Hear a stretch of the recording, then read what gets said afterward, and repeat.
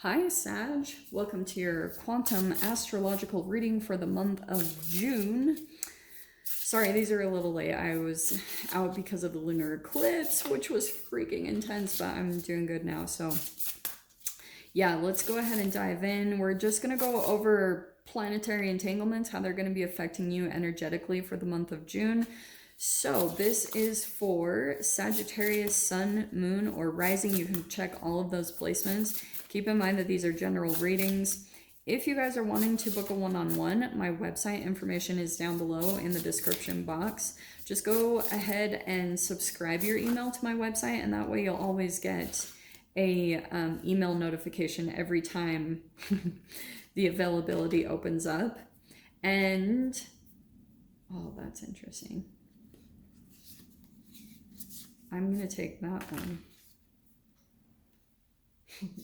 Okay. Oh, I love these cards so much. Okay. So, Sag. Yours, I'm actually glad those came out a little bit more quickly. Let's go over the energies just super, super fast, and I'll get into all the details.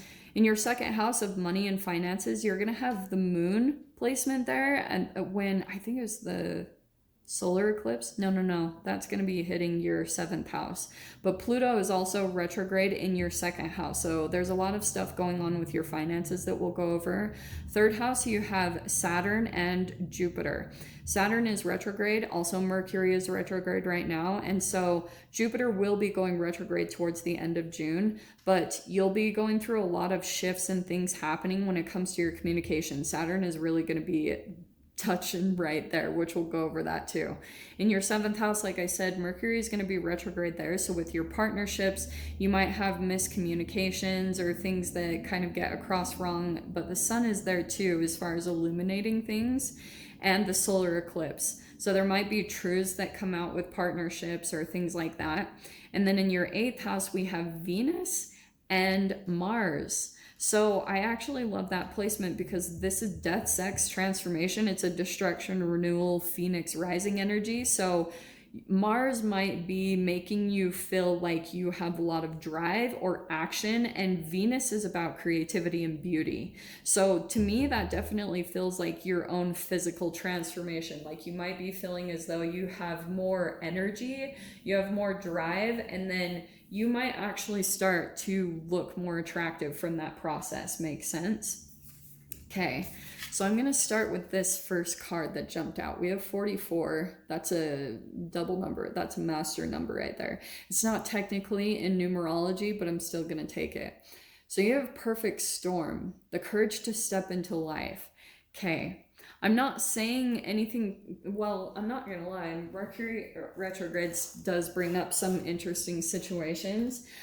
Any type of situation that does come up is going to get, like, you'll be grateful for it. Like, sometimes when things are too easy or they get boring, like sometimes something comes up and it helps you to get in touch deeper with your intuition and to become more active in life, to be more of a player, to be more engaged. So that's what I feel like is happening, is something could come up and it's actually an opportunity for you to be very engaged in the situation and not to shy away or pull back, which I wouldn't normally get from a Sagittarius, but judging from last year, yeah, I would say in general, people are pretty cautious now.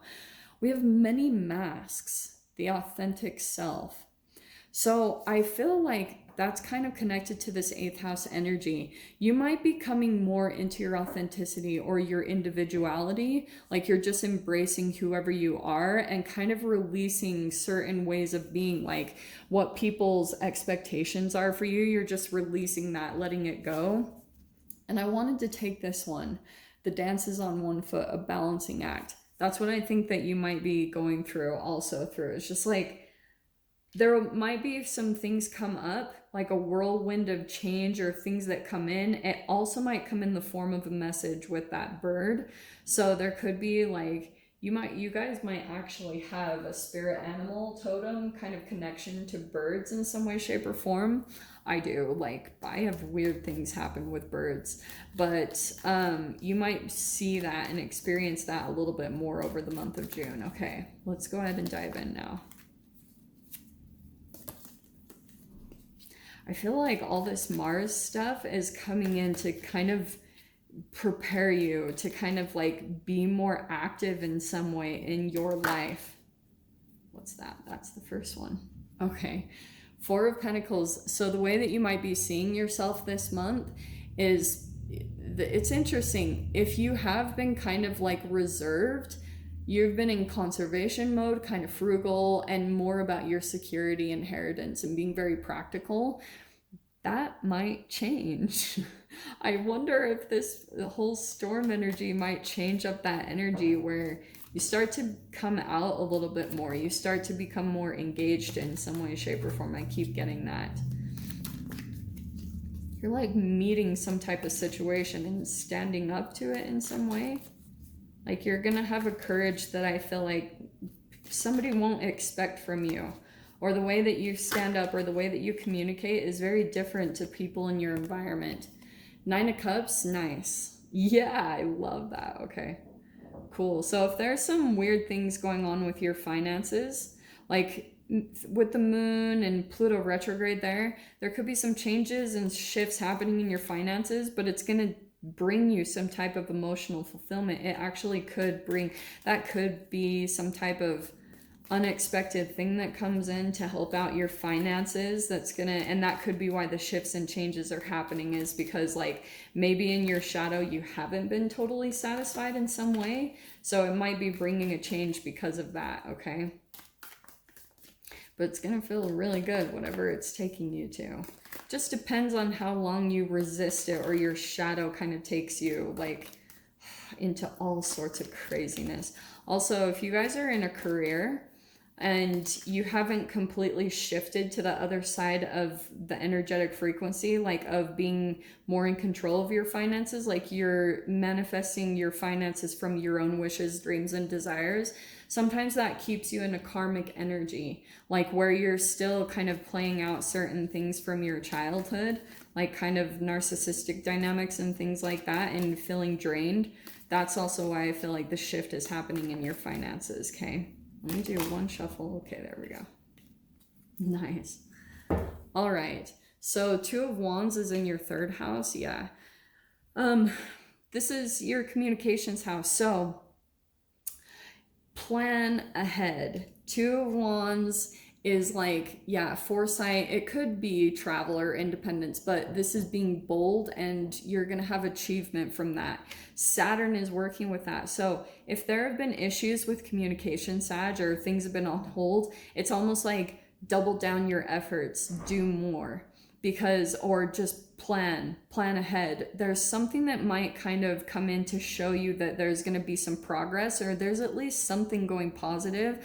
This is where I think that you need to kind of determine, and you're being very conservative and very like practical about what you put your energy into.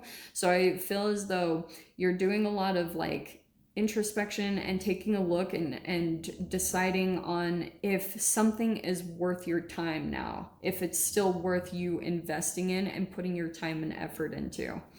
In your 4th house, we have the Empress. Yeah, something about home. That's house of home. And oh, also really quickly, your perseverance when it comes to communication in some way, or to get better in that area, Jupiter will bring you a reward. But I feel like you might have to work a little bit harder or do a little bit more to actually make progress and get ahead.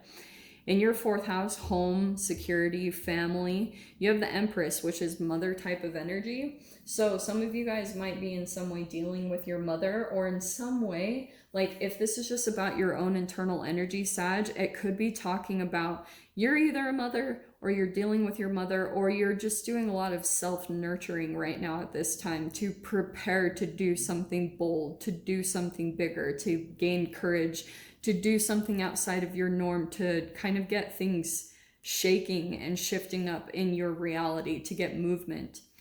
Yeah, we have the Sun in the 5th house. That's awesome. Okay, so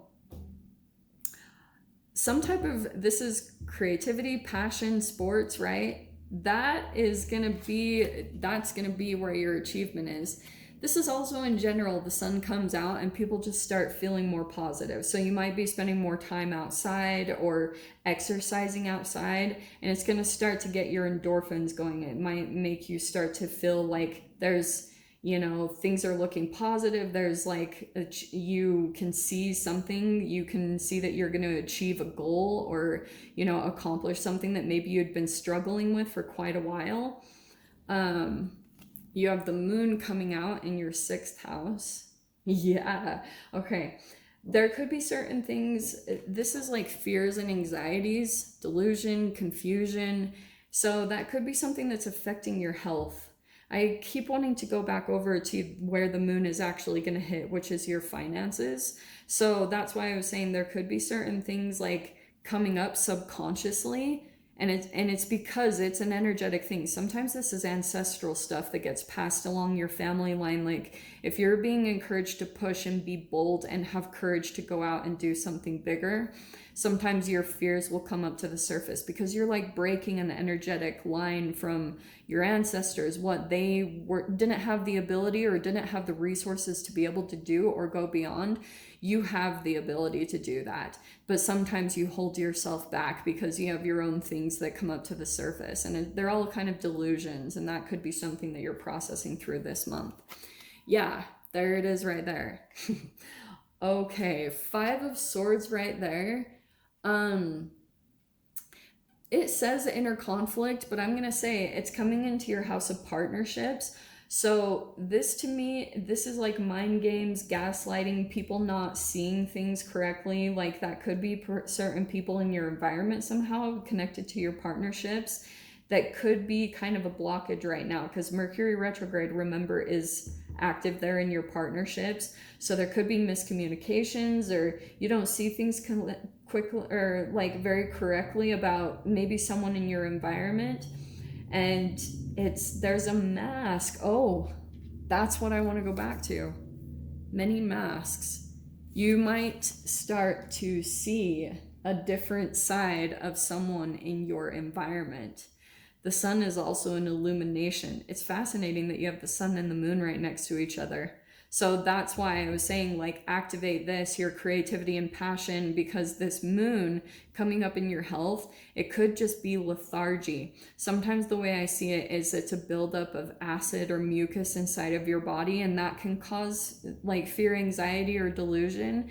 And so getting out in the sun, absorbing photons of light plus activation, like actual moving and sweating, is going to move that energy and get it out of you so that you can see things clearly, because I feel like there's something connected to a partnership that you might not be seeing things correctly about a particular person. You have the Judgment card, yeah, in your that house of death, sex, transformation. So that's a rebirth right there. That's an awakening. You might, and I feel like it's connected with someone else. With this Venus and Mars in your 8th house, I feel as though it's a definite connection to some type of partnership. You might get to see someone's true colors. I just keep wanting to say that. Like the mask is off. You see someone for who they are, or their intentions, or, you know, what they wanted for you. And it's just that kind of weird stuff. Let me keep going. Yeah, there's the Justice card. Look at that. Clarity, truth. Okay, Sag, seriously. And it's coming into your 9th house, which is your mind, your ideals, your philosophies, your religion, like culture, travel. Something is coming to light, I want to say. Like there's an illumination happening somehow in your life.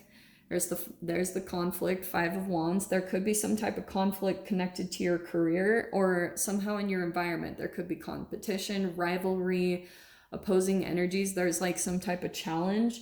Yeah. And probably because it's preparing you for some type of change or to do something bigger. So just prepare that. 5s are connected to change, and you've got 2 of them so far in your 11th, and there's the choice you have to make. So 2 of Pentacles, this is pretty clear. Something is going to come to light about a particular person that you've been dealing with. You've possibly been back and forth. That 2 of Pentacles is making a choice. It's back and forth, or you feel like something is off. You can't really make a decision. And then in your 12th, we have the 3 of Cups. Hello, random. Hi. So, I feel as though whatever this change is that's coming, it's almost like this is the house of Pisces. It's like kind of subconscious or intuitive. So, this is something about your environment or social networking. And that's why I kind of want to say there's like a fly in the ointment, or there's a little bit of a narcissist in the mix, you know? And so it's just kind of clearing way to kind of make this a more balanced environment, situation, or relationship, whatever that's going on. So we'll go into the extended. I'll pull clarifying cards on everything in here. So Sag, I'm going to go ahead and leave it there. If you guys want to join me in the extended, feel free. Go down below, click on the Vimeo link, and I'll see you over there. But Sag, if this is where we leave things, I'm sending you guys so much love, wishing you all the very best, and I'll see you in your next reading. Take care.